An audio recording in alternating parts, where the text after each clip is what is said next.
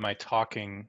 We've got a 9-minute meeting planned, but we can certainly be flexible for that. I think. Can someone say something so we know our speakers work? Yes, we're actually talking. And we can hear you. Yeah. Okay, 2 more coming in. And we are recording the entire meeting as of right now. So we're 3 minutes over. Todd, I would go ahead and start, and as other people come in, I will add them into the meeting. Perfect. Thank you, Kendall. Welcome, everybody. I hope everybody can hear us well. Very excited to be here tonight to present what we've come up with for the Eureka Broadway Multimodal Corridor Plan. This has been some time in the making, and we've come up with some solutions that we feel confident will be met positively by the community. This is a result of a lot of outreach to date, a lot of analysis, a lot of stakeholder meetings. This is only the second public workshop, but we've had a lot of stakeholder focus group meetings, and we reached out to the business community as well. So we feel that we've encapsulated the concerns and priorities of the community well through that process. So my name is Todd Tregenza. I'm with GHD, the consulting firm that was hired to complete this study. And what I'd like to do before going any further is just give everyone that's part of the project team an opportunity to introduce themselves, starting with maybe Marcella at HCOG. It's technically the PM on the agency side, and so maybe you want to go first? Yeah, well, thank you very much. I'm Marcella May, Executive Director for the Humboldt County Association of Governments, also known as HCOG. And we're also the designated regional transportation planning agency for Humboldt County, and that's one of the main reasons why we are here tonight. I just want to begin by thanking everyone for taking your time to participate. Public participation is key not only to a successful project, but it's a necessary requirement to secure transportation funding. So tonight, it's my opinion, we have an opportunity to transform Broadway. And I am hoping that you give it some thought. There will be some give and takes. You don't have to make your decisions tonight. We can accept comments. You can call me directly, email. We even have a fax number still here at HCOG. We have a website. So please, I'm hoping to get your involvement. Without it, this project won't be a success. Thank you. And then Jesse, do you want to go next? You're muted. Yeah. Thank you. Unmuted now. Yeah, thank you. My name is Jesse Willer. I'm the city engineer for the city of Eureka, and I've been representing the city of Eureka as far as their side of this project team. Just again, I want to kind of touch on a number of the same things that Marcella did. Really glad to have you folks joining us. Looks like we have a good crowd here. Your feedback is necessary for this project to ever move forward and to shape this project going forward into what it could be. So we have a lot of information to present to you tonight. We just ask that you take it in, think about it. There'll be opportunities later after the presentation as well to provide that feedback going forward. If you had a chance to think something through or talk it over, just, we'll be looking on the project website to take feedback through there. So thank you, and we're looking forward to this presentation. Thanks, Jesse. And do we have Brad from Caltrans? Did you want to say a few words, Brad? Sure, I'll just introduce myself. Brad Mann, I'm the Deputy District Director for Planning. Caltrans been part of this process all the way through, and very interested to hear what the public has to say tonight. We do have a few other members from our Caltrans team in the audience, so I'll let them introduce themselves.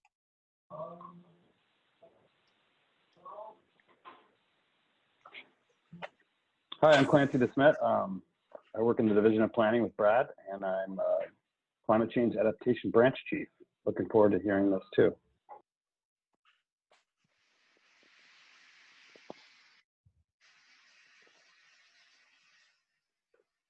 Anyone else? I know Jesse's out there, but maybe he's being shy. Can you hear me? Yes. This is Jesse Robertson. I'm the grant administrator for this project, and Caltrans has partnered with the city and HCOG in an attempt to come up with something that may have exceeded Caltrans's purview in the past in terms of going beyond meeting traffic forecasts and meeting a broader range of community needs. So this is the city's opportunity to propose something that meets more of the city's interests, and we've been happy to participate and hear what the community's had to say. So it's been a very engaging process, and I'm happy to participate. Thanks, Jesse. We also have a number of members from our consultant team on. You've all heard from Kendall with RGS. She's been leading our outreach process. I also saw Jeff Schwein with Green Dot. And on our team, we also have RCAA, Galloway, and we have another slide, in fact, right here showing our partners. I think for the sake of time, maybe we'll skip the introductions of everyone on the project team. Except I just want to give everybody a little hint here. This is Kendall. So many of you have participated in Zoom meetings before. I'm sure you're all Zoom gods and goddesses at this point. But I'd like to point out for all of you that at the bottom of your screen, you're going to see a number of little icons. One of them says participants. And if you click on participants, it gives you an opportunity for various little things you can do. And one of them is raise hand. So we're going to ask you tonight, as we move through the presentation, Todd's going to give the overview. And then when we open up to question and answer, just so we can make sure to capture everybody, we're going to ask you to use the raise hand function. When you raise your hand, I'll let Todd know your hand's up. We'll call on you so that you can then ask your question. The entire presentation tonight and workshop is being recorded and will be posted to our website, so you'll be able to go back later and look at this again or share this information with other folks. But we're going to ask everybody to stay muted unless you've raised your hand and are called upon, just so we can get to as many comments as possible. And again, we're up around 53 right now, and they're still coming in, so we've got a good crowd tonight. We want to make sure to hear from everyone, so use the raise hand, and not like this, but with the actual raise hand little thing. So back to you, Todd. Thanks, Kendall. And I'm assuming we'll also accept chat questions. We absolutely will. The preference is, of course, to do the raise hand so that everyone can hear at the same time, but the chat function is also down there. It's just to the right of participants, and we'll be capturing that as well. So whatever is your level of comfort, you can do that. And then, as I think Marcel or others mentioned, our website is also available and continuing to take comments online. So you've got a multitude of ways to share your ideas and your concerns and or feedback based on what we're gonna hear tonight. Great, thank you. And I actually kind of skipped over the agenda slide, but essentially what we're here to do tonight is talk about where we are in the process, what we've come up with, and really get your feedback on our concepts. There's some background issues that Jesse's going to speak about as well in terms of some of the environmental considerations that we have along the corridor and some of those issues. So that'll give me an opportunity to pause. And then also we want to talk about next steps and then really just open it up for Q&A. So we may stop along the way a few times for questions if there are any. Otherwise, we'll reserve a good chunk of time at the end of the presentation for that as well. Without further ado, as Kendall mentioned, the outreach effort has been ongoing online. It has maybe been a little bit quiet over the summer, but we are back, and the ebb and flow of the project schedule kind of affects the posting and frequency, but we're back and we're taking it through the finish line. And so look out for updates to that, especially as we round out our second workshop tonight and then gear up for governing board hearings. That would be our next public meeting. In fact, it's not listed here on the side, but those are, again, another opportunity for public input as well. So we've had the workshop in November, we have the workshop tonight. We had 2 rounds of focus group meetings. Those each had 2 days at least. I've lost track. Those were very engaging. And yeah, again, so the next opportunity will not be a full workshop, but governing board hearing presentation. So stay tuned for those dates as well as those come up. And thank you for the business community for taking part in our business survey, which is also available online. We had over 147 people participate in that. And I see some folks from Bayshore Mall tonight. So Jennifer, thank you for being with us. We're very excited to have you participate. Thank you, Kendall. So project status, I want to review kind of why we're doing this, just really briefly. I think most of you are familiar with what we've done, but we just want to go through it for the purposes of a reminder. The corridor, what we set out to study is essentially the travel demand today and in the future, looking at congestion, and another metric that's a little bit hard to wrap our heads around sometimes, but travel time reliability, which is essentially the infrequent congestion that occurs. And so it's not an average congested condition, but it happens often. And so you pre-plan your trip ahead of time for longer because maybe you've been stuck in congestion earlier the week before or something like that. And a lot of that has to do with safety. So we talk about collision rates and trying to reduce the collision rates. And whereas safety is obviously a problem for fatal and severe injury, you know, we don't want to have people getting hurt on the highway or worse, but it also affects travel time reliability for those little fender benders. So where maybe nobody is hurt, but it's going to jam up the system. And I think that happens quite frequently on Eureka Broadway. Access management is a topic of concern as well as multimodal improvement. So those are definitely front and center in our alternatives. We have gone really full swing into the multimodal improvements, especially the crossings of the highway, trying to lower the level of traffic stress on the facility itself, making sure that the community is connected from east to west, residential to commercial destinations, employment, and north-south as well. We see this project as an opportunity to enhance the corridor generally from a beautification perspective and an environmental perspective, make it a more resilient corridor, make it more prepared for emergency situations should those occur. If there's an evacuation or something, we want to make sure that Eureka Broadway doesn't end up causing more stress and pain. So those are all of the things we're looking at, and it is a lot, but some of the main ones that I think we'd like to highlight in terms of how we're going to measure the success of the project once we select that final alternative is, again, that congestion and travel time reliability. This corridor ends up being quite congested quite frequently. On an average day, the traffic volumes are actually not higher than are needed to support the corridor. There should not be, essentially what I'm saying is, there should not be an excess of congestion based on strictly like the modeling of the corridor, but there is because of things like the access frequency of driveways, the crashes, like I mentioned earlier, those little fender benders and rear end collisions cause congestion to occur. And I'm sure everyone that's driven the corridor can attest to the fact that it can be a frustrating corridor to get through from point to point at times, but maybe not every time. Level of traffic stress. So this is how we measure the comfort level of cyclists. We can do this for pedestrians as well. They're oftentimes pretty closely correlated. And as you can see here on this map to the right, Broadway itself is a high stress corridor. And so it shows up as red.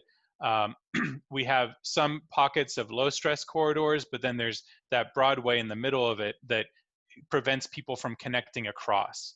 And that's a problem because you can't, even if you're on, let's say, Fairfield or Harris and you're on a decent bikeway, you can't get across Broadway. And so there's a major gap in the connectivity there. And we've addressed that, we believe, with our plan. Some of the safety concerns that stand out, the OTS, Office of Traffic Safety rankings are published every basis, but there's a little bit of a lag. So the last year we have access to right now is 2017.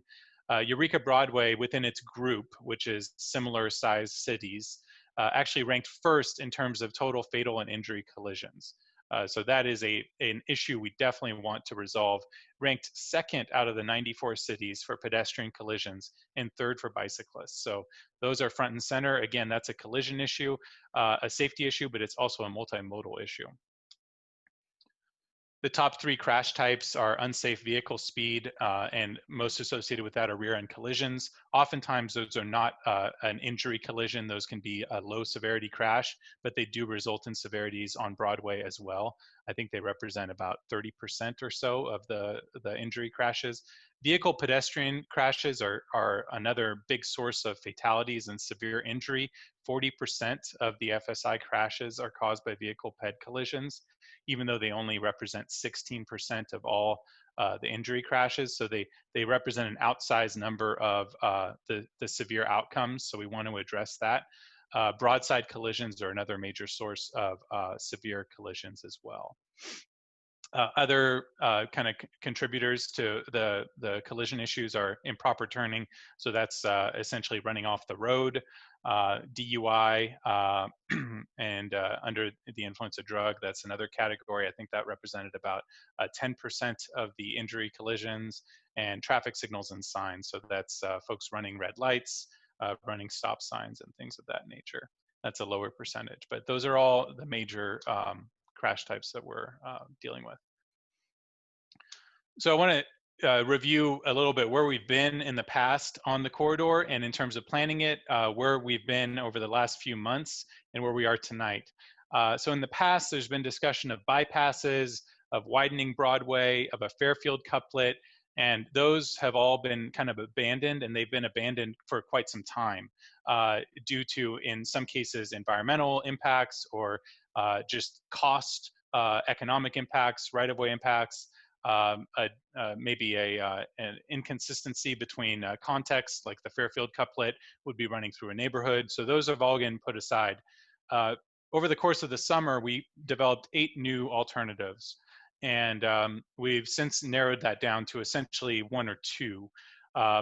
And some of those including improving the existing alignment, some couplet options that we looked at, Coster Street, Waterfront Drive, looking at different ways to split the directionality of the corridor, maybe going to 3 lanes on Broadway or 4 lanes where you have 2 northbound and 1 southbound with a center turn lane.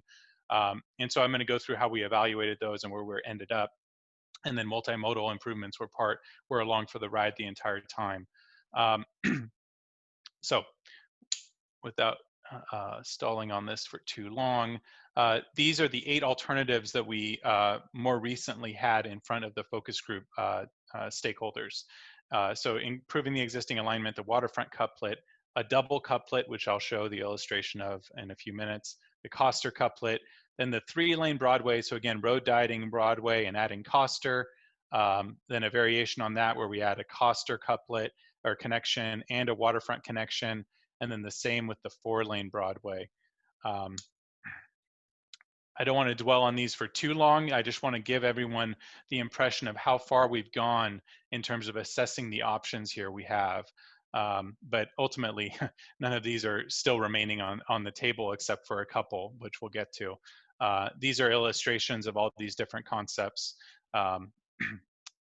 And these will all be documented in the report as well. So the types of improvements we looked at for multimodal included buffered bike lanes. Those are a class 2 bike lane facility. Those are shown, I don't know if you guys can see my cursor on the top left here. So it's a 6-foot, 5 to 6 foot bike lane with a 2-foot buffer painted on the road. We looked at class 4 bikeways, and those remain in our preferred concept. These are bikeways that have a physical separation from the roadway. And that can take the form of a bollard, of a planter, little raised median, They can actually be, let me get this out of the way, they can be two-way cycle tracks as well. And they can be at sidewalk grade. They can also be parking protected bikeways where you have a row of parked cars separating the cyclists from the travelway. Those are all variations of the Class 4 concept. We looked at new Class 1 paths. You're all familiar, I'm sure, with the waterfront trail. And that is an example of that, where in some cases it's off on its own, in some cases it's adjacent to a roadway. And again, that level of traffic stress is a nice graphic that illustrates that, where the LTS-4 is really only suitable for the strong and fearless riders. We want to shoot for a Broadway corridor that is appropriate for the interested but concerned group.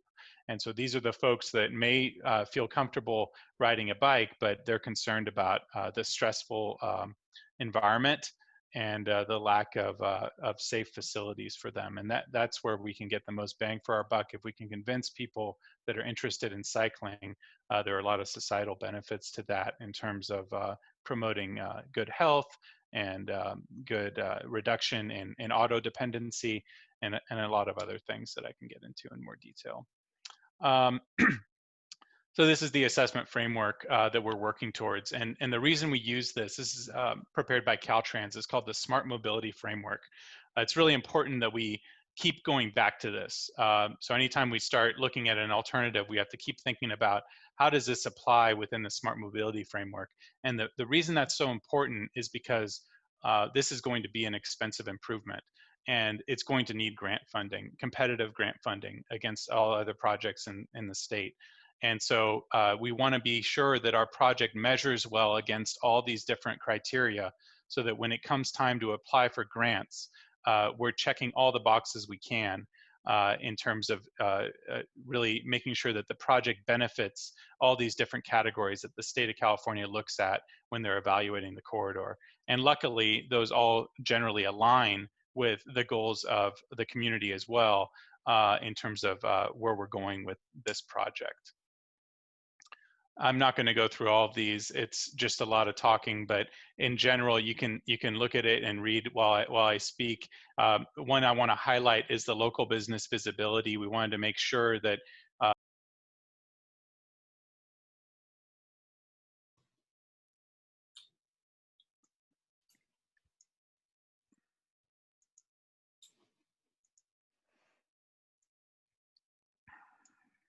okay.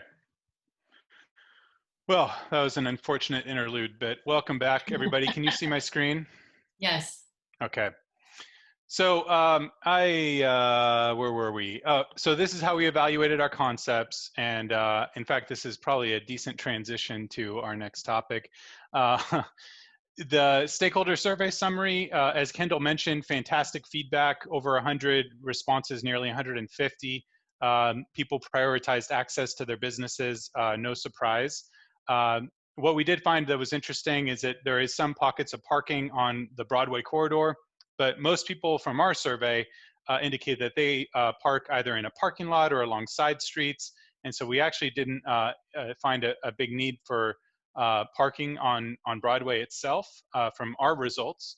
And we also got a pretty resounding result that few or no customers walk or bike or frankly take transit to businesses, although there was some variation there from business to business.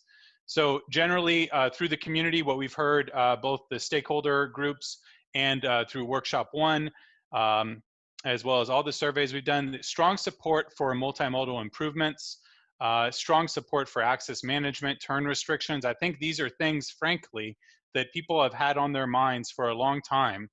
And I think we're just happy that we were able to put it all together in one study because there have been studies of this corridor going on for some years, but I believe this is the most comprehensive. So hopefully our solutions represent that as well. These alternatives were all eliminated either through our analysis because they didn't provide enough capacity, or through community feedback, what we heard from our stakeholders, our project team itself, our partners. The couplet is out, 3-lane Broadway is out. That's a complete road diet, 1 lane in each direction. Anything with a waterfront connection was out. And so we essentially retained these three variations, and I'll go through in our concept how these are pieced together, kind of like a puzzle. But we have the improvement of Broadway itself, and that remains alive. And then this double couplet concept, where we have a Coster couplet, as well as a couplet down kind of between the Mall and Hawthorne, inland of the coast. And I will show that in greater detail in a few minutes. And then this 4-lane Broadway, in fact, the 4-lane concept is kind of dead, but the reason I kept this on here is because a connection along the south side of the balloon track remains in consideration, as well as the Coster couplet alignment that has more of a swooping, smooth turn. So without further ado, I'd like to turn it over to Jesse to speak to some of the environmental considerations that we have. And Jesse, I don't know if you want me to just click next slide, or I'm happy to do it either way. Yeah, if you would do that, Todd, that'd be great. We don't have to transition, and we can keep this rolling ahead. Really like to get to the actual details of the alternatives that we have.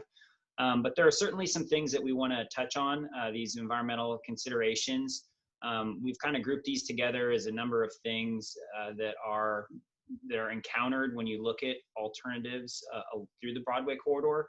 And we want to make sure that folks understand that we are thinking about each one of these. So contamination, I'll cover this group here: contamination, sea level rise, and tsunamis, mitigation, and adaptation.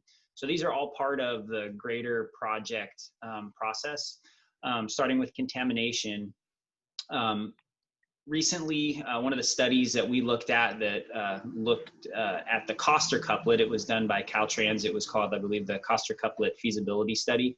And they looked at potentially this north couplet with Coster that would extend through the balloon track they had a number of different alternative alignments through that particular site. That's the most recent study. It, I believe, relied on a lot of data that was previously put together through a lot of different studies of this particular site. So this site was previously a balloon track for the Northwestern Pacific Railroad, and that there's contamination that was associated from the years of the railroad being in service at this particular site. So that's one thing that we want to acknowledge. We understand some of these alignments go through this particular site. That's a pretty big constraint for extending roadways through this particular area, as contamination cleanup can be very expensive. So one thing the city is currently doing, we have a brownfields site assessment grant through the EPA that we're just getting started with, and that particular grant will look at, it's a citywide a site assessment, so it's looking at sites all across the city. So this is just one particular site that we're gonna take a look at and see if it's has the potential to have federal dollars to do the larger assessment needed there, and then potentially down the road have be able to go after grant dollars for cleanup. We're not certain that's going to be the case, and there are many other sites within the city that we'll also be looking at with that study. So that's kind of in a nutshell the contamination. As far as our other alignments, we don't see anything that stands out. Now, there will be further study if a project were to move forward that would look at that, but there's nothing that stands out currently with the other particular alignments. Next slide, please. So another big portion that the city, that the team is evaluating is sea level rise planning. And we're a coastal city. The majority of this corridor is within the coastal zone, and it's something that we look at with the majority of our projects. How are we going to address sea level rise in the coming future? This particular graphic that you see on the slide, this was taken from the existing Humboldt Bay Vulnerability Assessment mapping that was done in 2015 by Northern Hydrology. This is the data, the base data that we started with when we were looking at the inundation levels. So with those inundation levels, we made maps. We added inundation pathways, the potential ways that run up from the bay waters could make it inland towards potential alternatives or areas within the city. And then we kind of overlaid all this information together to be able to kind of see what we have to look at there. And that did have some, definitely had some bearing on some of the alternatives that were eliminated. For example, the Waterfront Drive extension, and there was another Waterfront Drive that was a shorter extension that cut through in front of the Bayshore Mall. Both of those were eliminated for consideration for a number of reasons. One of the biggest was the fact that they didn't really make a lot of sense from sea level rise, from a sea level rise standpoint, and being able to adapt to sea level rise. Next slide, please. So here's an example of what our inundation maps look like. You can see this is the area of Palco Marsh, kind of between the north side of Bayshore Mall and up to Del Norte Street. As you can see, there's kind of a light green area in Palco Marsh. This particular, I guess, example is just the mean, mean monthly maximum water level. And so that happens about 6 times every year. So you can see this is a muted tidal prism here within Palco Marsh. You can see that there is some tidal influx coming into that area. The railroad corridor that's out towards the bay is still dry, as well as the Eureka Waterfront Trail. But you can see that water does come in. Next slide, please. So with those inundation maps, we also looked at what other infrastructure is in the area. In particular, city infrastructure, we have water mains, we have sewer mains, and we also have a large transmission main that runs across the area out parallel to the railroad tracks and to the Waterfront Trail. So these are things that are also considerations when you're looking at planning, because you can't just take one thing at a time. You kind of have to look at a broad breadth of infrastructure and from different angles in order to understand and be able to try to plan for a good approach going forward. Next slide, please. So these are what we have for kind of maps. They're not extremely they're not extremely detailed, but they are detailed enough to give us an idea of what sea level rise at different levels will look like with some of our different alternatives. As you can see here, we have in orange, we have a number of alternatives that Todd mentioned as the south couplet or the middle couplet. This particular area, it runs along the edge of Palco Marsh, and you can see the darker shading that's inside Palco Marsh and Mauer Marsh in those areas. That's the actual muted tidal prism that would come in with with a 2-year event. The 2-year event happens possibly, there's a 50% chance that could happen in any given year. So that's a pretty likely event in any given year. Next slide, please. This is this is a much more extreme event. This is the 100-year event. So you can see the little red arrows. We have a number of red arrows along the photo there showing potential inundation pathways. You can see the teal color of the muted tidal prism, and the actual water level extends in quite a bit. It goes right up against Broadway and extends into the parking lot around Bayshore Mall. This is an event that has about a 1% recurrence interval of happening. So this is an event that would be 60, right now looking at, depending on what projections for sea level rise you're looking at, potentially a 60 to 70-year event. So again, we're looking at all these, trying to come up with solutions just to understand what do these alignments look like, and not just in this particular area, but throughout the entire corridor. I just use this as an example because we have alternatives here that paint the picture well. Slide, please.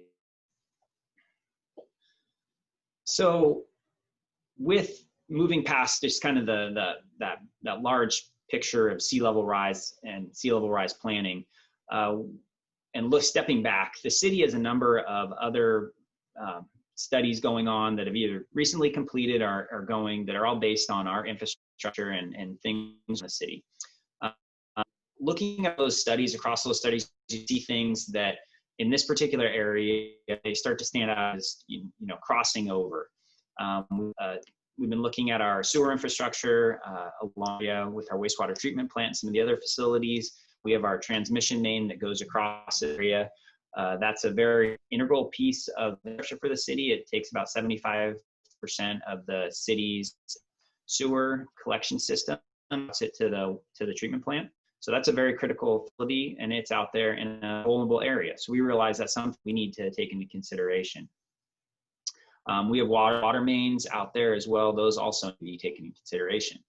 We have a new waterfront trail, and it runs out there. It's beautiful. It's right along the coast. We want it to be. However, it's also have some vulnerabilities. What we start to see when we look at the inundation mapping, when we look at our infrastructure, and then we also have some of these alternatives that are coming up through the study, we see opportunities that potentially could help both protect existing infrastructure and then also provide for an opportunity with this project to accomplish some of those goals, the safety-related goals, and non-motorized transportation goals. So here, I'll try to explain this. This is a pretty, we'll just say messy map here. But what we have here is I would call it a strategy to adapt to sea level rise that includes this project.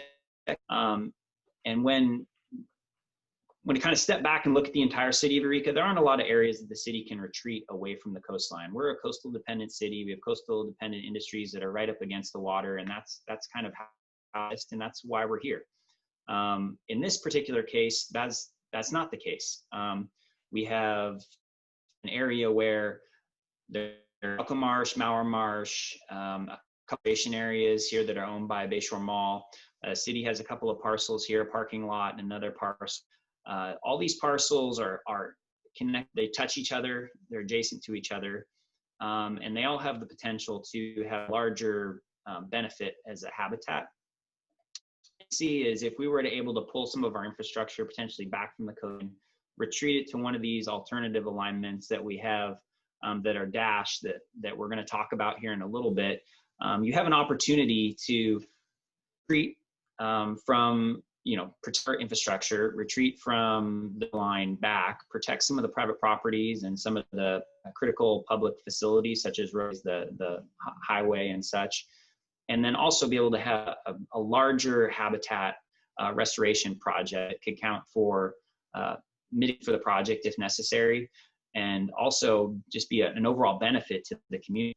We see an opportunity to remove fill, to connect these disjointed wetland areas, create a contiguous wetland area, and it would also provide for adaptation strategy moving forward, where as time passes, you can have steps that would allow you to move further away from the coast and to move some of the infrastructure back. So that in a nutshell, what I wanted to cover. I probably spoke longer than I want. It's kind of difficult to present that, but that's generally what the adaptation strategy for this particular area would be. And we'd kind of a similar approach to other areas where we do have those vulnerabilities, and there is potential to provide some of that potential for critical facilities. Thank you. Thanks, Jesse. Yeah, appreciate that context. A lot of good information there. So with all that in mind, I want to get into what we've been doing most recently, which is refining alternative and developing what we're considering at this time concepts. So kind of we've been to three segments. One, the southern segment is Bayshore Mall to Herrick. Actually, I should go Herrick to Bayshore Mall to keep everyone oriented. So from the southern end of our corridor of Bayshore Mall, not quite at the mall, a little bit south of there around Truesdale. The middle segment, and there we really have one option, which is improved Broadway. We've eliminated any couplets that go beyond Broadway West, and we've eliminated bypasses or anything like so. Our option is to stick within the existing footprint of Broadway. The middle segment, which is Bayshore Mall, or around Truesdale to about North, there we have a couple options. One option that has received some favor from the community is just to improve the existing Broadway alignment as it is. Now that is a concept that would require, most likely, if not throughout the entirety of the stretch, through large swaths of the stretch, the elimination of the center turn lane, which leads to access restrictions for businesses. So there's trade-offs here because we need to get, our other kind of mandate is to get the active transportation improvements in the corridor. So there's a conflict there. Option two is getting into what Jesse was just covering, which are these two options that go west of Broadway and support a potential unified approach for retreat easterly from the coast with some of that infrastructure, including the waterfront trail, which ultimately could be vulnerable as well long-term with sea level rise. And so I'll present two of those. We've got two options there, one more westerly and one less westerly. Then the last segment is the northern segment from Del Norte to about 4th Street downtown. And there again, we have the option on the table of improving the existing alignment. Now there we get really tight. We're about 70 feet of right of way. So it's the most constrained portion of the corridor. And so in that section, I can say with certainty that getting even traditional 5 to 6 foot bike lanes in there, we're going to need to eliminate turns. And that would obviously pose a burden on any businesses that rely on full access from Broadway. There are other ways to get access. You can do indirect access, right turns, rely on the side streets, but it's not as much front and center. And so there would be some pinch points with that option there, given the width of the street. Option 2 is to leverage the infrastructure that's already out there, so Coster in particular, and look at a Coster couplet. There are a couple options in how we get to Coster from downtown, and they all involve the balloon track at this point from our perspective in this study. But we can discuss those as well. So I just want to flip through. What we're going to do is we're going to have an interactive. I'm going to be able to pull up on a kind of a Google Map view the improved concepts that I just described, and we can pan around, and I'm happy to take questions. But I want to first present a few pictures. So this is the general cross-section of the southern segment. So you can see this is south of McCullens. We've got transit facilities, so we want to bring transit amenities front and center here as well. It's not just bicycle and pedestrians. Transit mode is an important component of this corridor, especially given its length. There's a lot of folks that that rely on transit today, and if we improve its operational characteristics, which I can talk about in some of the other graphics, we think it will become an even more viable transportation option. But you can get the sense of our cross section. We've got a 6 foot bike lane. We're calling for class 4 protection. And one thing I want to keep in mind when I'm showing these pictures is that these are conceptual illustrations. And so we're not doing a corridor design here. We're getting this is a planning effort, funded through planning dollars from Caltrans. And so we can't get to a design level, but we can get a little bit beyond this. And I want to give you guys a taste of how a concept that's informed by this type of an illustration can turn into a design. And again, this is just a concept, but you can see how a level of detail is greatly enhanced, but it preserves the critical elements of the concept that I just had up on the screen.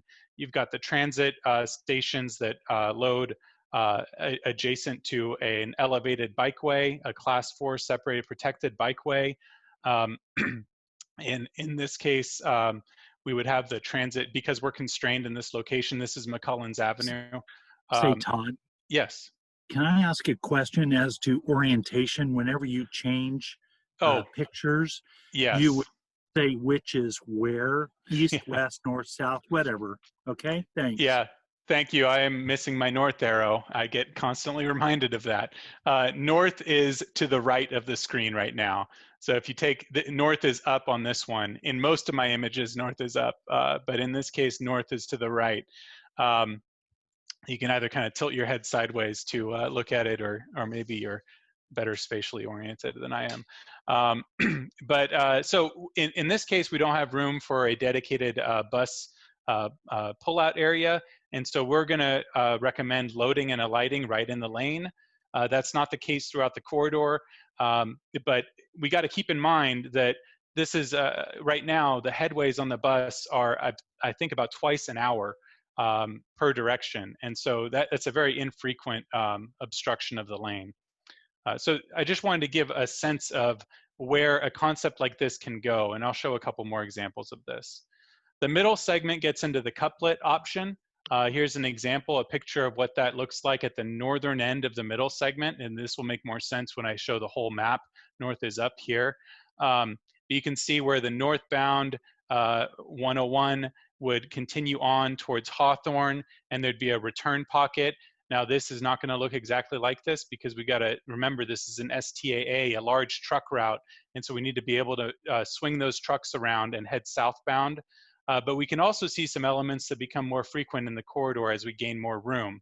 This is one of the advantages of the couplet option, is that you get rid of 24 feet of right-of-way that's currently dedicated just to cars, and you can do a lot with that. So we have a really nice premium bike way. We've got nice wide sidewalks consistent with the city's and Caltrans design standards in the more downtown area, those 10-foot sidewalks. And then we have these transit-only queue jump lanes. And so what this allows the buses to do is as they approach the intersection, if there's congestion, they can swing out into this bus-only lane and get ahead of the queue. And this provides a tremendous benefit to bus operations if there is a congestion, if there is congestion on the corridor. And then I want to show some pictures of kind of our process, how we get to different concepts. The illustration on the left shows the return at Bayshore Mall. I'm actually jumping kind of south of where we just were. What that could look like, again, with those transit queue jumps in place, the bus stations, the transit stops right in front of the mall, which is a popular destination. We also talked about a roundabout, and this is very preliminary. It's just essentially a sketch, kind of a napkin sketch, but on a computer. But on the right, you can see what a double roundabout could look like here. This is an option we'd be happy to explore further if there's listen to this stupid thing. If there's people to talk about it. If there's community receptiveness to that. Kendall, can you mute everybody, please?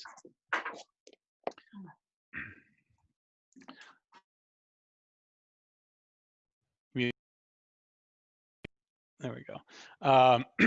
And then jumping to the northern section, we're again in a couplet scenario where we have the transit queue jump lanes again, and we can show this all in greater detail. We're showing here the Coster couplet coming across the balloon track as an extension of 4th Street.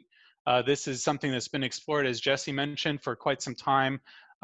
There's also alignments here that aren't shown that show more local street connections along the 6th Street alignment, 7th Street alignment.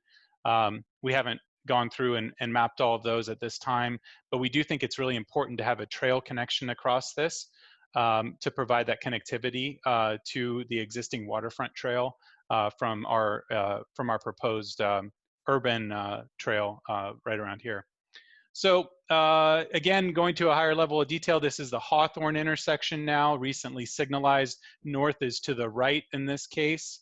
So Hawthorne coming down the hill, we're just showing some minor improvements to that. And again, our focus is maintaining that cross connectivity. So today, I believe the bike lanes stop short of the intersection. It's really important that our bike lanes, if they're out there, get you to the intersection and then help you get across. Sense and folks just spend for themselves once they get to the intersection. That's the most challenging part. So we made sure to keep that in mind. This is another rough concept. We haven't furthered this in our preferred options, but just to give you a sense of some things we're considering outside the box. This is a roundabout return lane for Coster, where the couplet would rejoin. I'll show you what we came up with on my other screen in a moment. But if there's receptivity to the roundabouts, we know they perform well from a safety perspective, but we want to hear from you on what your preference is. So without further ado, I'm going to go ahead and switch to my other screen, and hopefully we don't have any glitches here.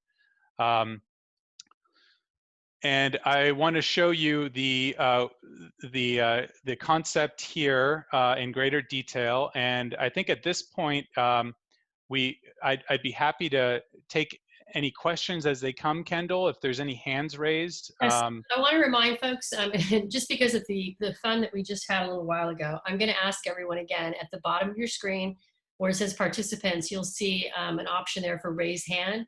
If you are on a phone calling in, it is *9, and then I can see your hand coming up. So if I see hands coming up, then we will unmute you individually and hopefully have some great comments. So at this point, if anyone would like to make a comment or ask a question, we're opening that up. So again, if you're on the call, you want to go to your participants, and you'll see underneath that an option for raise hand, and you can raise your hand and we will call on you. And I see Beth H. So I'm going to unmute Beth. And Beth, go right ahead. Thank you. Thank you very much. Thank you so much for putting this on. I appreciate it. It's nice to see what the potential plans are. I'm actually very, very pro a roundabout. They just are an easier way to travel. I think the ancient Romans knew that. And I was kind of wondering, because one of the things that was mentioned was making sure that we're not creating increased risk with the coastal issues that might be upcoming with just with basically the rise of the tides, et cetera. And I'm not sure how moving west wouldn't increase the risks overall. That's a little bit confusing to me, and maybe there's something I'm not grasping. Right, great question. I'm going to try to address it, but Jesse, if you have anything to add, please feel free. As a transportation planner, I don't want to get out of my depth on that topic. What we're looking at is trying to improve the current corridor and our inability to essentially get all the facilities that we really would like to see. And let me just zoom right up to that part of the corridor so we can visualize what I'm talking about. This is Hillficker as an example here. We added some bike lanes to get connection to the trail. Anywhere there's a trailhead to the west, we tried to provide some connectivity to that. So I think it's part of a joint retreat concept where we could look at the opportunity to move in some other infrastructure further from the coast as part of a joint solution here that meets all the objectives of our corridor plan, which is really to improve the active transportation options and the safety of the corridor. And I don't want to sound too dramatic, but without shifting an alignment, staying in the current Broadway alignment, we kind of have our hands tied. And so if we don't look at opportunities to shift further west from the current alignment, I'm afraid we're going to fall short on some of these measures that we're measuring ourselves against for a successful multimodal transportation corridor plan. And Todd, Jesse Willer, yeah, go in on this. Great, thank you. Yeah, thanks, Todd. No, and you really touched on a lot of those things. We've spent a lot of time, the team, discussing that very topic. As you know, these alternatives that we're showing here are peeled back quite a bit from some of the other ones that were out there, that it came from previous studies and that were brought to also by this study that were further west. The critical thing that we keep coming back to is we don't find a way to free up some right of way for some of these improvements. No matter what we do, you could include some of these facilities, but they wouldn't get the level of safety that is necessary to make them actually usable. Putting bicycle and pedestrian facilities in a corridor because you can fit them in doesn't necessarily make them safe, and it doesn't necessarily make anybody want to use them. We certainly don't want to go down that road and put in facilities that are not going to be used. So it also doesn't get at being able to provide other things transit related. We really tried to step back and look at what are we looking at for this corridor for the next 20, 30, 40, 50, 80 years. We have there's a lot to look at here. Sea level rise is definitely a concern we have and something that's going to need to be addressed. So I hear you there, and that's a very good point. We've got a question from Una Smith, and she's asking whether, pardon me, what's the minimum width that Caltrans allows here for car travel lanes? So we, let's say, that depends on who you ask at Caltrans. 12 feet is the default standard, but the Highway Design Manual does allow you to go to 11 feet. We're we're looking at 11-foot travel lanes as part of our plan, but as the plan gets further refined and in the design phase, we've allowed sufficient width out there in terms of a really comfortable bikeway. We have 8-foot bike lanes, 10-foot sidewalks.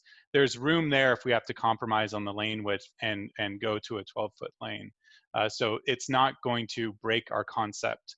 I think 11-foot lanes are out there today in some cases, but I think if you ask Caltrans what their default standard is, it would be a 12-foot lane. But if anybody from Caltrans, whether that's Brad or Jesse, anyone wants to chime in, feel free to as well. And Jennifer Calt has a question. How would the balloon tracks, coastal wetlands, and the required 100-foot buffers be avoided as required by the Coastal Act? I'm going to punt that one.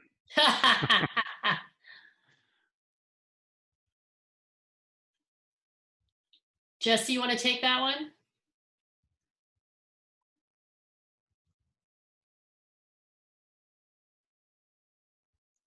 I'm going to also switch to this other view here.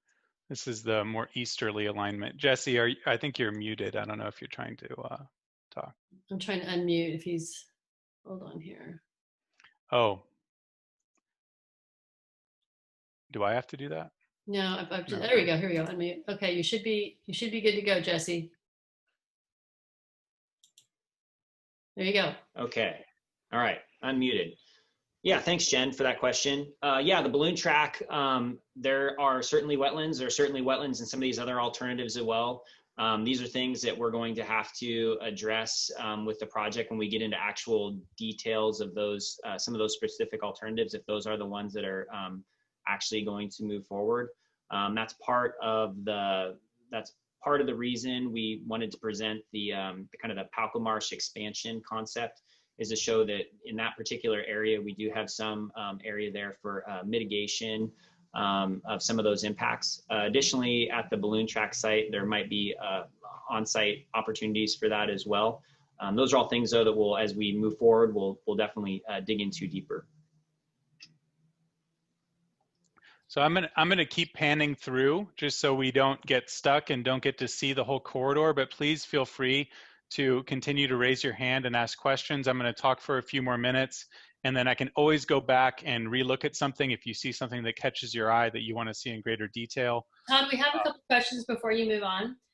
Okay. For Jennifer, any idea how much the cleanup of the balloon track contamination would cost and how long it would take? Has the extent of contamination been identified? And then I've got one other question for you after that. Sure. I couldn't tell you off the top of my head. I know the Caltrans study did talk about that. I think it's a public study that you could pull offline. I don't know the number off the top of my head. I think that our current approach, so that's an unknown, and I don't know if the extent of the contamination has been evaluated. Again, the city's moving ahead with this citywide assessment grant, the hopes that we can potentially, that site would be eligible to use federal dollars to take a look at some of that and to do some further study and to understand the extents and also the cost of coming up with a remediation plan for that site. Okay, thank you. Misty wants to know, I might have missed this, but will there still be curbside parking? So we can look at spots where that's necessary. Again, as I mentioned, we do have, with the couplet option, there is right-of-way out there if we need to pinch down a few of our ideal widths, such as the bikeways or the sidewalk in cases. Those are issues that frankly would not be resolved at this level of planning. They would be resolved in the design phase. They would be resolved in coordination with property owners that rely on that parking.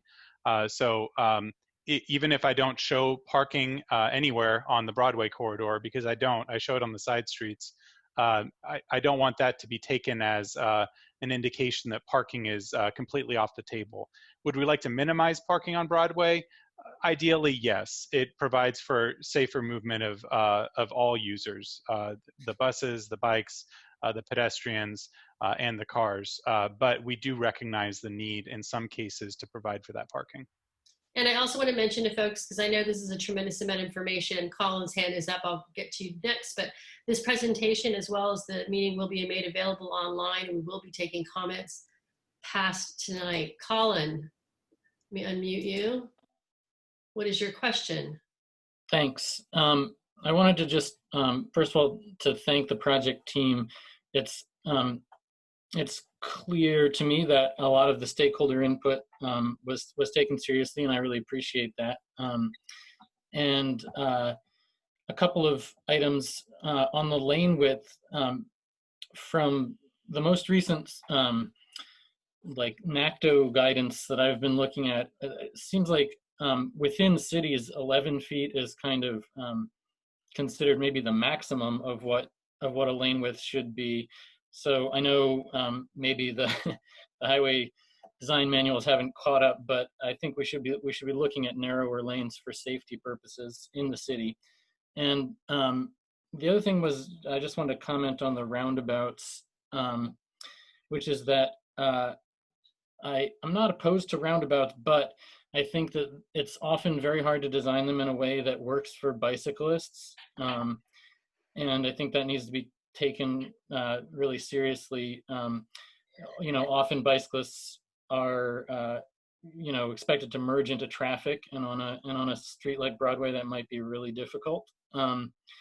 And also they can be really hard to navigate for people with vision impairments because there's no stop in traffic, and so crossing the different legs of the roundabout can be really hard. So I want to put those points out there for consideration if you're looking at roundabout designs. And then finally, just to pick up on what Jen Colt said, you know, and as we've been saying all along here, I think there's a lot of cool stuff that could be done if we go with this couplet option, but we are really concerned that, you know, development through the balloon track will just take a long time. And you know, we don't want to hold up improvements to Broadway while we're waiting for that. So thanks. Thanks, Colin. Okay, Kendall, I'm going to keep going a little bit, so please hold your questions. I'm sure more will come up. Colin, I do want to address a couple of those items in terms of NACTO. And I'm on board as a transportation planner.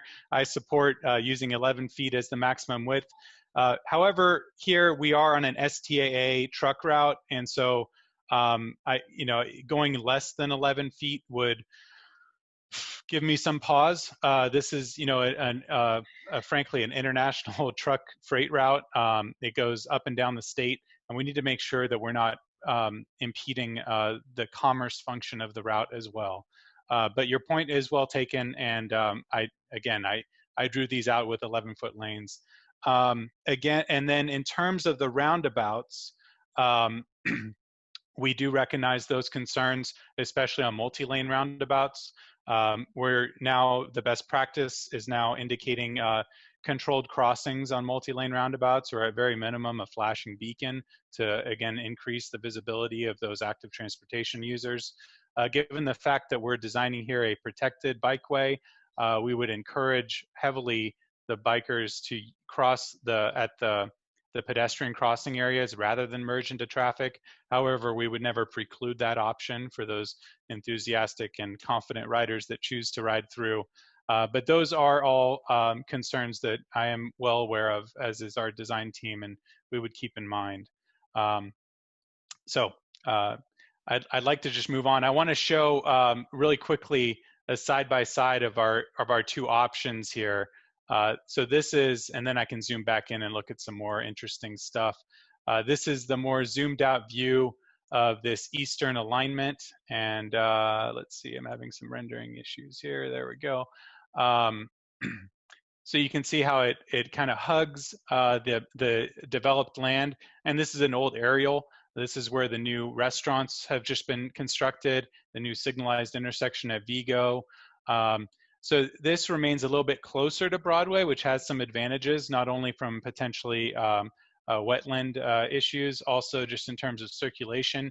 You keep that one-way loop a little bit tighter and promote circulation of the block in case somebody misses a turn.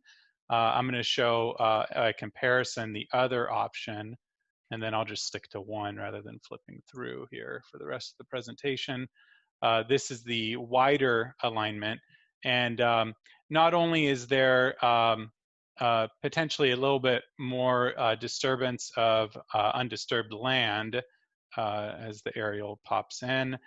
It also, it'd have to be offset from the Bayshore Mall parking lot, or if we find a solution that complements the parking lot, this alignment just has a greater potential impact to that that setup right there alongside the Bayshore Mall.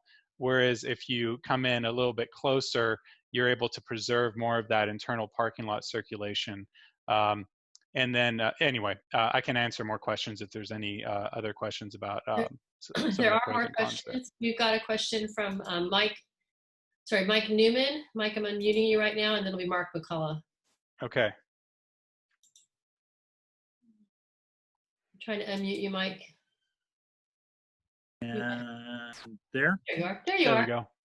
So I wrote a question in. I haven't heard it yet, the chat. If you'd like to read that, that would be fine, Kendall. I don't see it. I apologize. Really? It said privately, and that's the only method I had was to you. So you were the only one. I'm not seeing it, so go ahead and ask your question. Okay. Has it been discussed extensively about just improving the alternative routes for just bicycles and keeping the auto and truck route free flowing as much as possible, but looking into traffic calming, on the main auto route? Because I like some of these methods and stuff, and to make it easier to cross and maybe make people go around, not have that that center turn lane to go in, but we need to have as much as possible alternatives to come back around to that business on that other side. So I think I heard a question about whether we would, are you essentially asking whether we considered improving the existing Broadway alignment for cars and then making the other facility another facility for just bicycles and pedestrians? Yes. Yeah, that is an option. It just keeps the active transportation users further away from where they probably want to go. It also wouldn't necessarily change the crash issues that occur on the corridor. One of the things I didn't talk about much is that when properly designed, one-way couplet would have a collision reduction impact, and we would obviously aspire to properly design it, because what you do is you reduce the number of potential collision points, and it's conflict points they're called.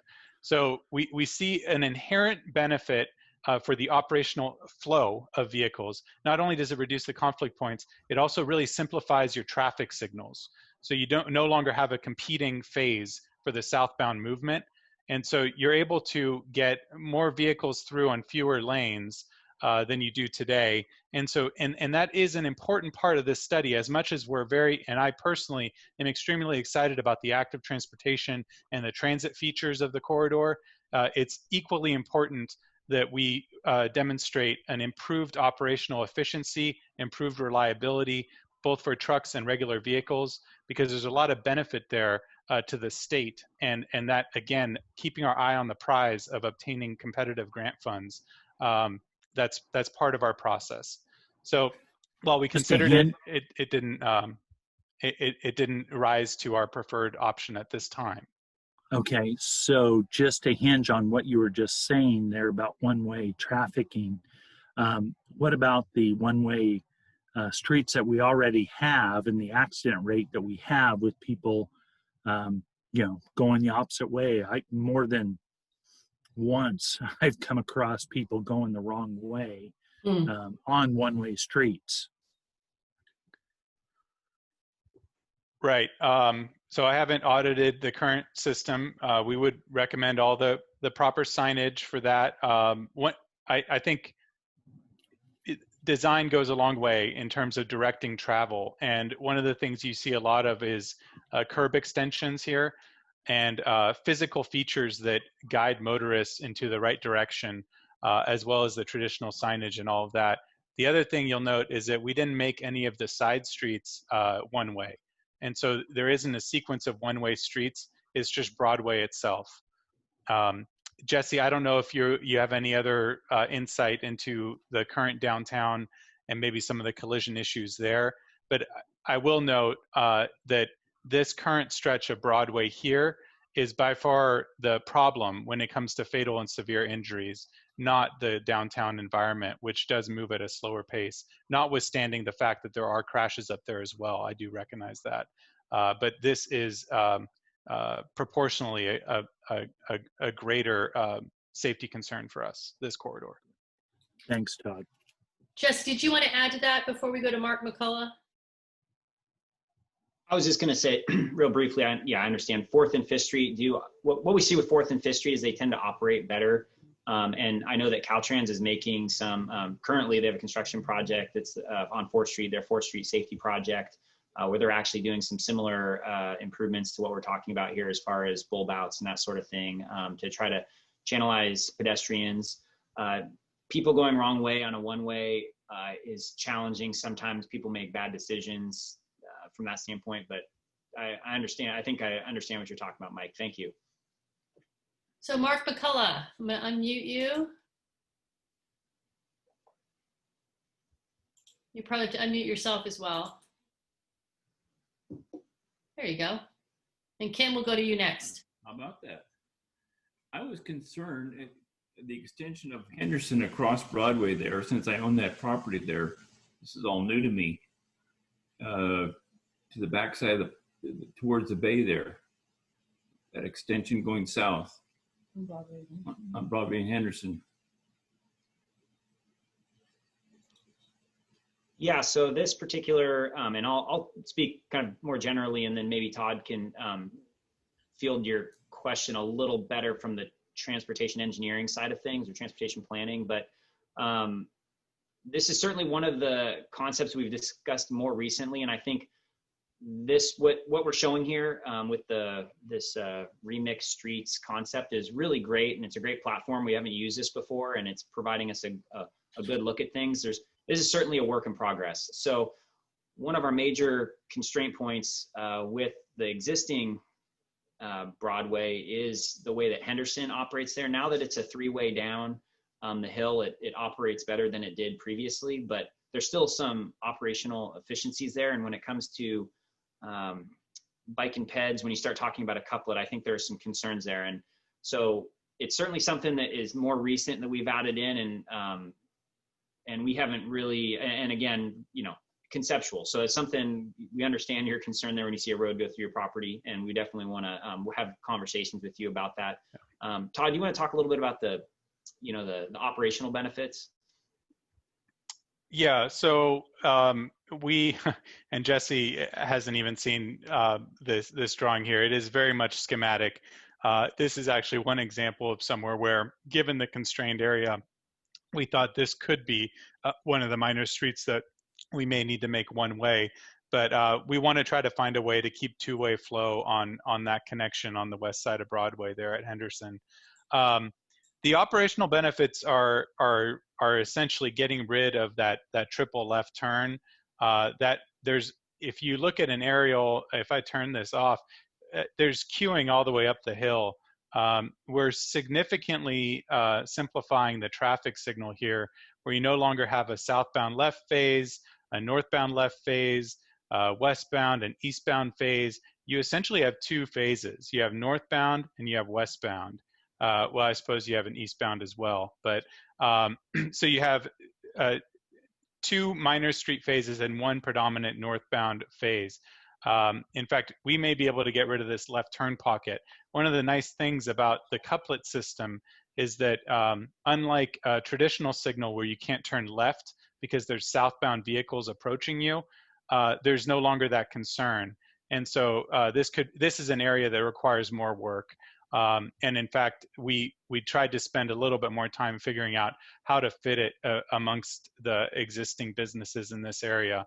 But this is not final. but we're committed to finding a solution that works for all parties.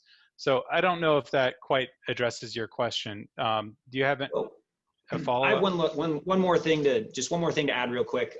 You know, this project, we've really taken a step back and tried to look at not necessarily a blank slate. We're trying to take in consideration, you know, as much of the business community, the property owners, the environment, all these different things we're trying to juggle while looking at trying to find opportunities for some of these benefits that are necessary to help make the corridor safer and include non-motorized transportation. So right-of-way impacts are definitely going to happen throughout the corridor, and we're trying to lessen them to the maximum extent we can.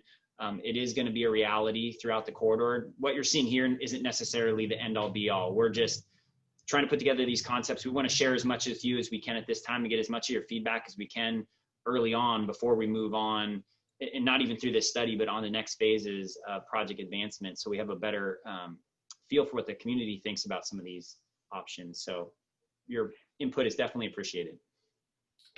Okay, Kim, I'm going to unmute you, and you have to unmute yourself as well. Unmute. There you go. Hi, thank you. This is Kim Bergel. I just have a question about the cyclists.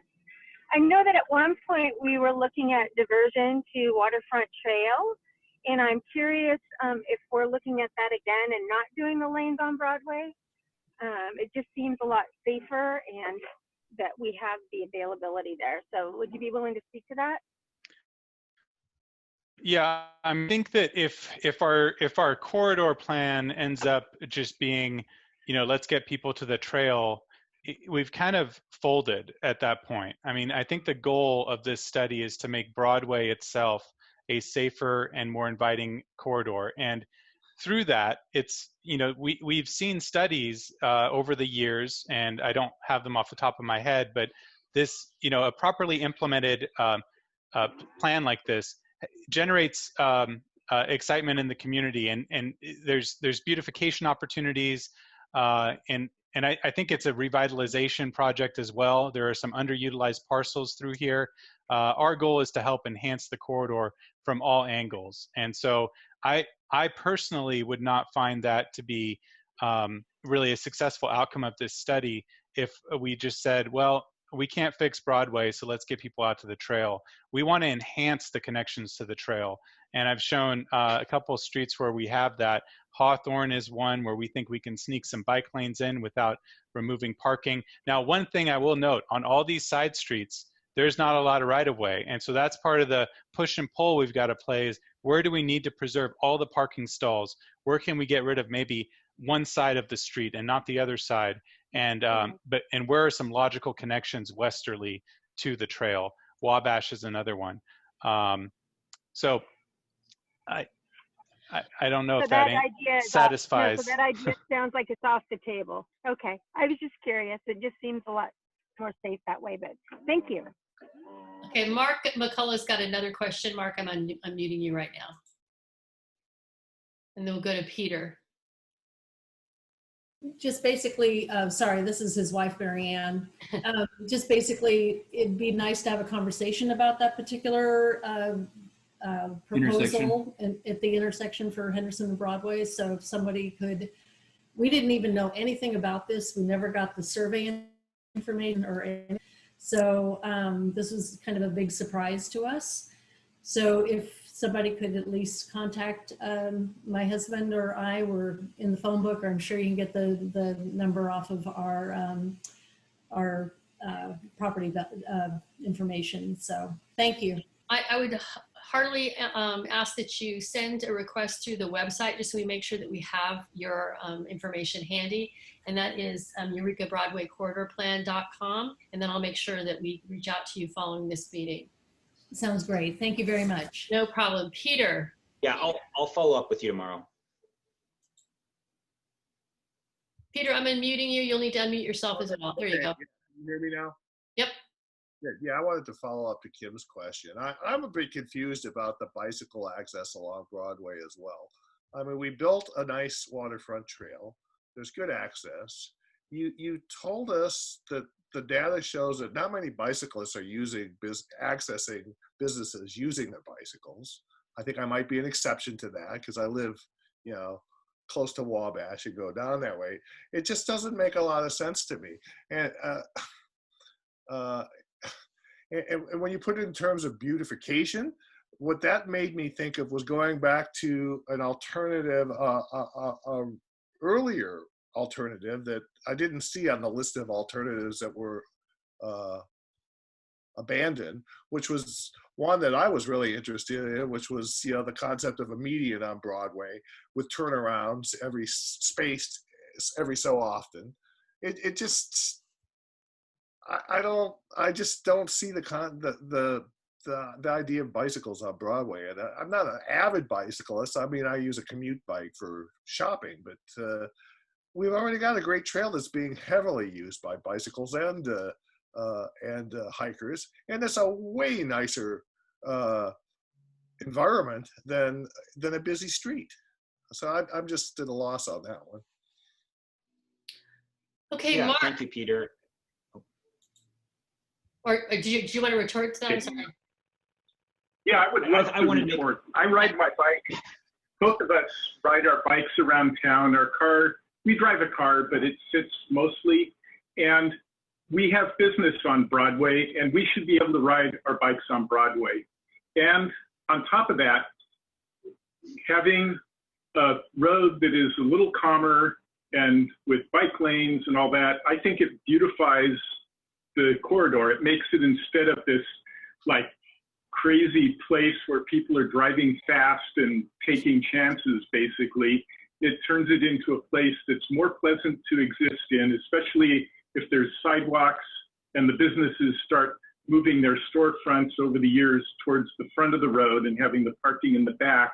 It turns it into a beautiful place to shop and just do your daily business. So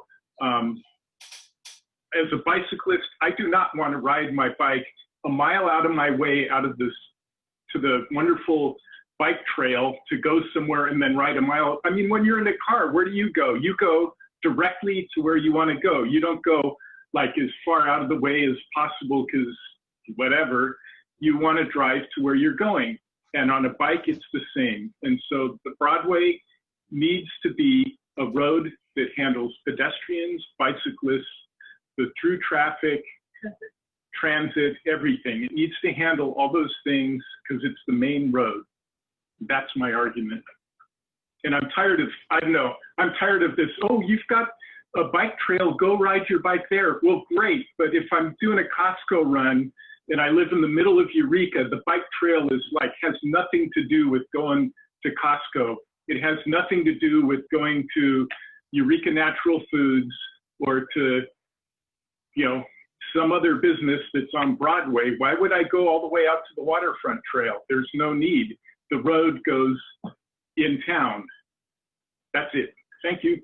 And I really like this design. I like all the bike boxes and the transit stops. I think in general, it's looking real nice. Thank you, Mark. Okay, Aaron Kelly's got a question. Aaron, I'm going to unmute you. You have to unmute yourself as well. There you go.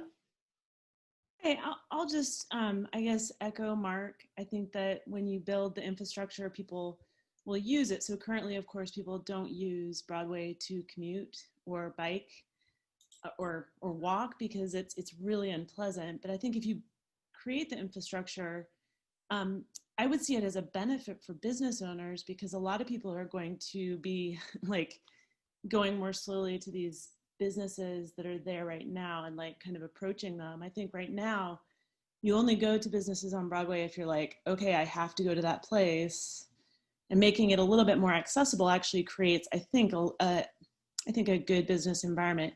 Anyway, so that's my comment, but my question is maybe just given the surprise of the previous business owners, I guess is there an opportunity to include business owners in terms of like revitalizing or kind of like increasing business, or what's the effect potentially for businesses, you know, to have a benefit from this, from more bicyclists and pedestrians on Broadway? So Yeah, it's unfortunate we missed a business owner. We really did try to, and you know, we'll have to figure out how that happened. But we did try to engage with the business owning community throughout this process. Now there's a lot of stores and businesses along the corridor, so I guess I'm not entirely surprised that we missed one, but it is unfortunate. I would say that all of our improvements are intended to, again, increase the vitality of the corridor, make it a pleasant place to be on a bike or walk around, and all of that should serve business as well. So I see it as complementary. And again, the only potential impacts are the vehicle circulatory impacts, and we've really gone out of our way to ensure that we have a solution for all the businesses that are going to be changed, that would be changed under this plan. It's not a bygone conclusion, that would be affected by this plan's change to a couplet scenario. So we want to make sure that driveways are still maintained, and that there are looping, you know, ways around it that don't send you way out of direction to get to the business and head in the direction you wanted to go. I'm going to notice here that Emily Sinkhorn has a couple of comments. And Emily, I'm wondering if you wouldn't mind making those. We're keeping everything on the other records, so we'll have those, but perhaps you could share with the group your thoughts.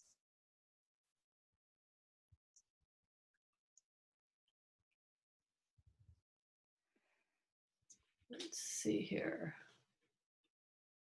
Trying to find you, make sure I can, oh, she may have departed the meeting at this point. Okay, 2 new messages. Muted. Emily, where are you? She's still on. I think I'm just trying to find her on this. The good news is we have a lot of people. Give me just a second, I'll get there. Oh, come on. Up here. Here we go. Okay, Emily, I've unmuted you.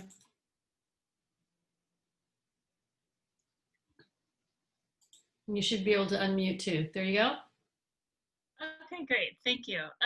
My comment was really just to echo the previous 2 commenters that, so I don't need to go into that again, but I just, yeah, strongly believe that people are not biking to Broadway businesses because it's so unsafe currently, but that's a huge opportunity, and to improve the safety of the folks that are. But then secondly, this is, you know, wonderful to see the project team take feedback from stakeholders and the community to improve these potential concept alternatives. It's great to see this in detail. Thank you so much. I think crossing Broadway still continues to be a big challenge for walking and biking.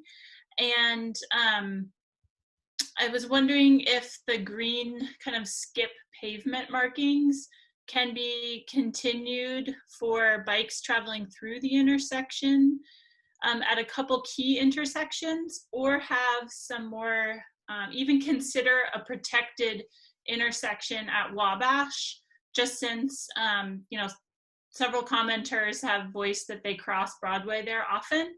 And that's a direct link to the waterfront trail from the city's bike network.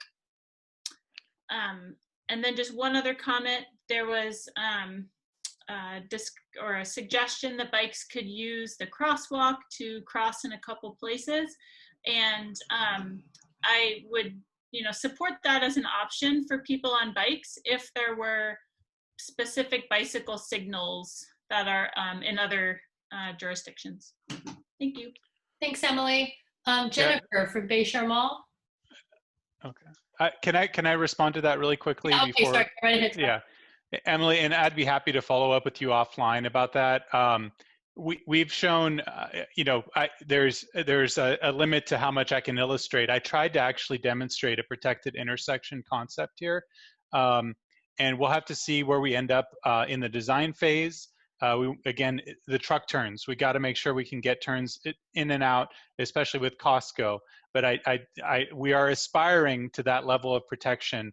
And even though the green skips aren't shown, where appropriate, we would definitely show those. Sometimes those aren't recommended at signalized intersections. I know there's some variation there. So we'd have to work through that, but certainly at a non-signalized intersection, they would definitely be shown through the conflict point. So those are details that would be figured out in phases to follow. But yeah, the limitations of this software are probably becoming apparent with your question. And there is probably the need for some bike control on the southbound direction in the couplet scenario, in that they would be stopped while the northbound lefts are moving through. We would want to make sure that they're not running into an oncoming vehicle, that's for sure. And so they would have a push button in that scenario as well. And just a reminder for everyone, all of these different maps will be made available on the website, so you'll be able to zoom in on them with your computers without this interface. It will make it a lot easier. Jennifer, Bayshore Mall, I'm hitting, there you go. Thanks, Kendall. I just want to say that one point that really hasn't been brought up is tourism. The other day I had to walk from the Bayshore Mall. I walked from Bayshore Way. I had dropped my car off at Les Schwab, so I walked Broadway, and I have to say, it was not that pleasant to walk on Broadway as a pedestrian. And, you see people sometimes walking on Broadway, our typical Eureka people walking on Broadway, but every once in a while you see a family that may be staying at the hotel and they want to walk down to, somewhere else, a coffee shop, whatever. And I think that, I think that it would just increase tourism as far as people wanting to stay in Eureka as opposed to just drive through that area if it was more walkable. And, we have a couple hotels that are in that vicinity. And that's just one point I just don't think has really been brought up. And I used to work for the Eureka Chamber at the Visitors Center. And, I just think that it would encourage more businesses to be that type of tourism friendly on Broadway. I mean, I know a lot of the businesses right now, we have that portion of them that are a little bit more,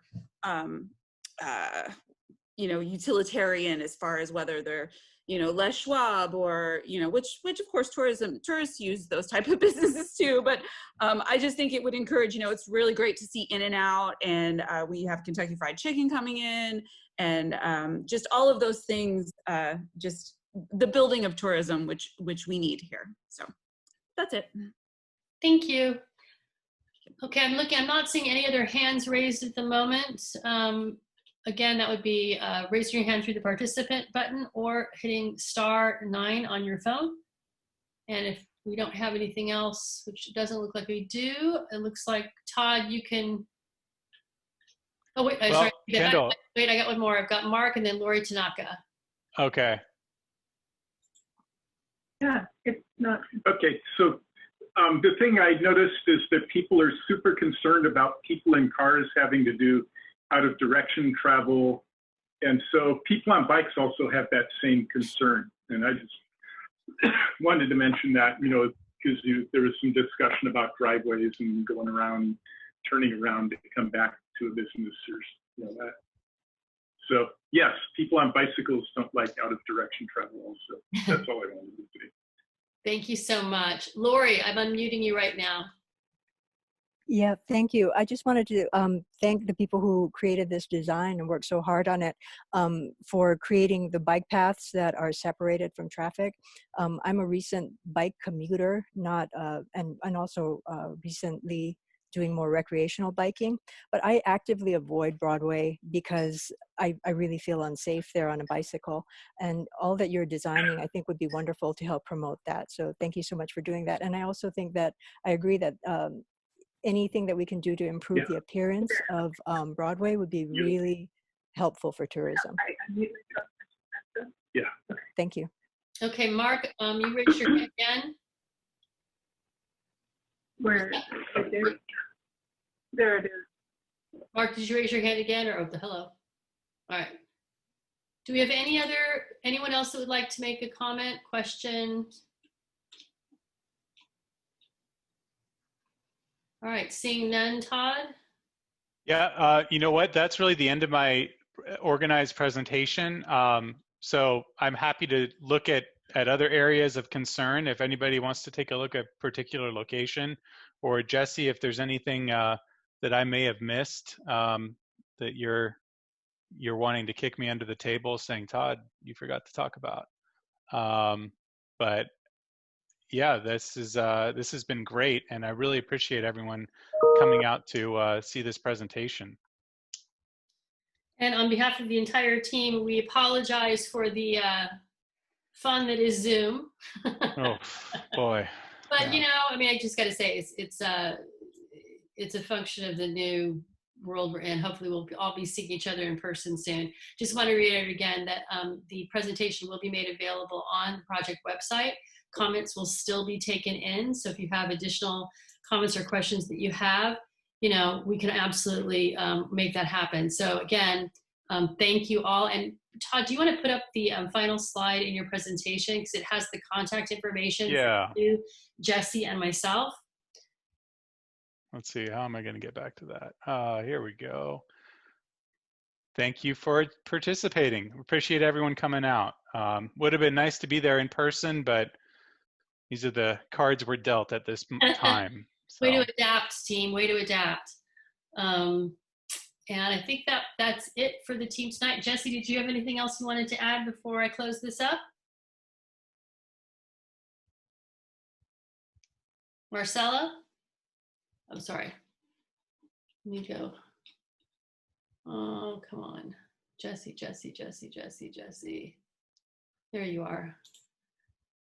So I'm trying to rule with an iron fist tonight because of our little fun. Thank you. I just want to thank everybody for participating. We spent a lot of time. I know Todd has spent an amazing amount of time trying to put together these concepts. You know, we put a lot of time into it, and there's a lot of time just thinking about how we want to approach these things, less time in putting together the actual visuals that we saw, though there was a lot of time put into that as well. You know, if we missed something or we didn't contact you, we're going to try our best to get back in touch with you and make sure that we hear what you have to say about your affected parcel. Just really appreciate you guys all taking the time to tune in and help, you know, influence this whole process. So thank you all, and that's all I got. Marcella, you're unmuted. Thank you, Kendall. Again, I want to thank everyone, and I want to remind everyone that the HCOG board is just beginning the process of updating our regional transportation plan. So that's another opportunity to give input. We are going to be looking at targets to increase bike and ped use. The ultimate goal is to have 0 deaths on our roadways, and this project could make a huge difference in the horrible ranking that the city of Eureka has right now. We want to be 94 and not 91. I mean, excuse me, and not #1. So I am hoping, not 90, we wouldn't be 94. So again, thank you everyone, keep engaged, and your comments, your input is listened to. It's key to success. Thank you very much. Okay. Mark, is your hand still up just accidentally, or did you have something else to add before I close it out? No, that was me. This is Lisa.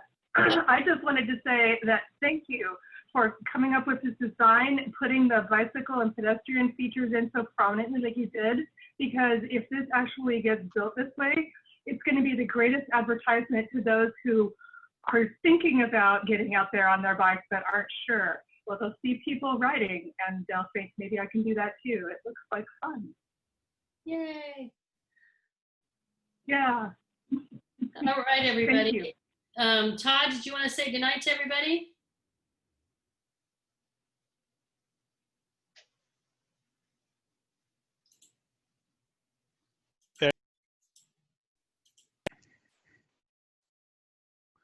Okay, I think I'm live. Yeah, thank you all so much. I have to say this is one of the better attended workshops I've held on Zoom, so really appreciate everyone's enthusiasm. Lisa, thank you for your help earlier on in the project. Yeah, just really excited to keep going.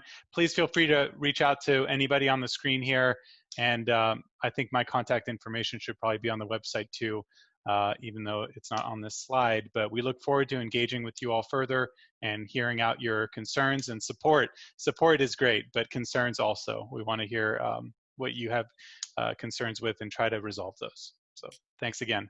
All right, thanks everybody. Have a great evening. Stay safe, wash your hands, wear a mask. and try to stay away from a fire if you can. All right. Thank you all. Good night, everybody. Night.